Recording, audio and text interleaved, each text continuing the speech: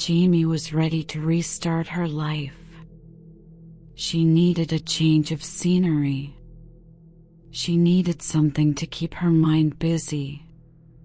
She had just broken up with her jealous boyfriend, Jed.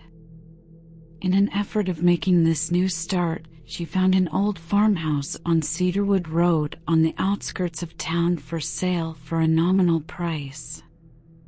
Jed had accused her of cheating on him after she came home late from work one day. He did not understand that lawyers sometimes need to work outside of normal business hours. He was a third-grade teacher. He didn't understand the need to work late. That was not the first time he accused her. His constant distrust in Jamie made her want to tear her hair out.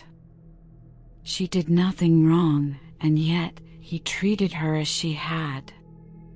She was done feeling like the monster in this relationship. Nothing could fix him. She had previously spent a lot of time fixing Jed. That energy on Jed had failed her. She now spent a lot of time fixing the farmhouse on Cedarwood Road. At this point, she had only renovated her own bedroom in the farmhouse on Cedarwood Road. She wanted to make sure she had a safe and comforting sanctuary for herself. She had painted the walls a pale pink with a white border, resurfaced the wood floors, and even bought herself a big comfortable bed from the mattress outlet to sit directly in the center of the room. But ever since she arrived, she had a sense that something was not right. It was not so much that she felt spirits around her as she felt like she was being watched. She heard strange noises when she laid in bed at night, and she couldn't shake the feeling that someone was always directly out of sight, watching her every move.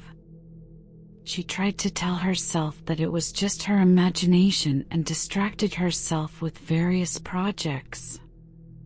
Her most recent project was retiling the kitchen floor. But the more she tried to push the thoughts away, the more they consumed her. She couldn't sleep, she couldn't focus on anything, and she couldn't shake the feeling that something was very, very wrong. One night, she decided she needed to do something about this feeling. Anything would help put her mind at ease. She grabbed a flashlight from the front hall closet and a kitchen knife, and she set out to investigate. She opened the heavy oak door to the front porch, and she stepped onto the wood planks and into the dark. The nearest neighbor was a quarter-mile away, and she never got to fixing the wiring to the outdoor areas. This left her in the dark except for the glow from the house and the full moon above her. She took slow step after slow step.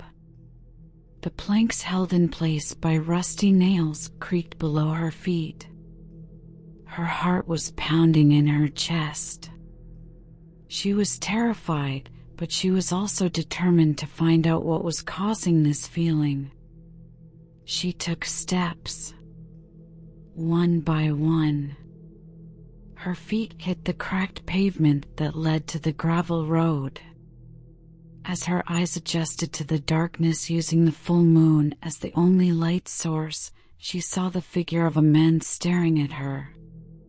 With the light of the moon, she could make out his thin lips, his crooked nose, and his cold, empty eyes. He was tall and thin, with a sinister look on his face. He was dressed all in black, and he held something in his hand. Jamie froze. She had never felt more terrified in her life. She was alone and had only the knife in her hand for protection. She was sure that this man was here to hurt her, and she didn't know what to do. She opened her mouth to scream, but no sound came out. The man started walking towards her, and she realized he was holding a camera. "Stop right there," Jamie said. "I come in peace," the man said. "Jed sent me here." "Jed sent you? Here?" Jamie asked. The man nodded. "In the middle of the night?" Jamie asked. The man nodded again. "I am a private eye. He asked me to watch your house and report if there was anyone coming in and out of the house," the reporter said. "Why are you telling me this? Doesn't this make you a horrible private investigator?" Jamie asked. The private investigator looked down at his feet and kicked a rock. "I guess so." After a pause he continued, "I don't have my license yet. I'm still working on it." Jamie was silent as she listened. Then she couldn't help but laugh. Jed could not even afford a real private investigator to track her down. "Look. What was your name?" Jamie asked. The private investigator looked up with a smile. "Pete. But you can call me P.I. Pete. I don't have a business card, but I can." Jamie's eyes got big and she gave one stifled laugh before she composed herself.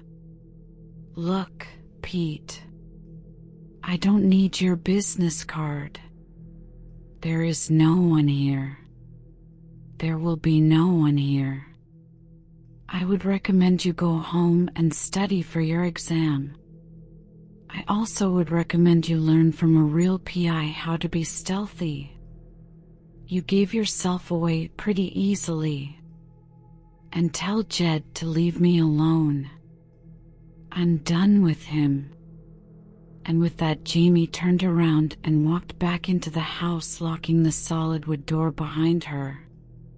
She placed the knife on the counter, avoiding the unsealed grate as best she could, and retreated to her bedroom, the sanctuary she had created. She was feeling more at ease than she had in weeks. She climbed up onto the mattress outlet bed and closed her eyes. She fell into the deepest sleep she had in weeks. Jamie now had the sanctuary of the farmhouse on Cedarwood Road back.